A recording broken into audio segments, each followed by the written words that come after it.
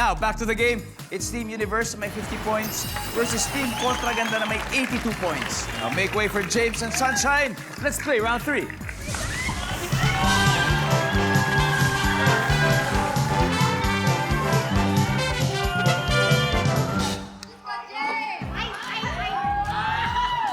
Double points round. Top 7 answers are on the board. Kung ito ang trabaho mo, malamang ay palagi kang naghuhugas ng kamay. Go! James. Dishwasher.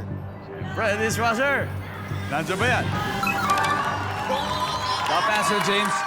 James, pass or play? We play. All right, let's go, James. Air. Kung ito ang trabaho mo, malamang ay palagi kang naghuhugas ng kamay. Ano kaya ito? Surgeon. Surgeon. Doktor, nandyan ba yan? Yes. Ariela, kung ito ang trabaho mo, malamang palagi ka naghuhugas ng kamay. Labandera. Sa bandel, la bandera. Okay. Arbony, people with this job most likely wash their hands often. A chef. Nandyan ba ang chef? Yes, para malinis ang pagkain. Siyempre, James, kung ito ang trabaho mo, malamang ay palagi kang naghuhugas ng kamay.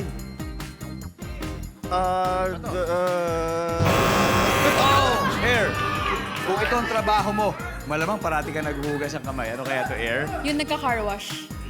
Yung tiga-car wash. Nandyan ba yung tiga-car wash? Wala. Donna.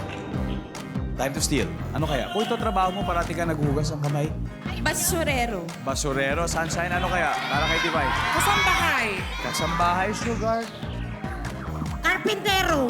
Okay, iba-iba, Divine, ha? Kung ito ang trabaho mo, malamang ay palagi kang naghuhugas ng kamay for this round. Ano kaya sagot? Basurero. Basurero. Basurero yan. Survey says... Nandyan yan.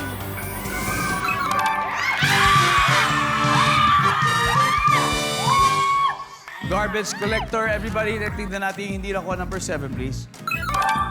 Vendor, number 6. Nurse. And finally, number 4. Mekaniko.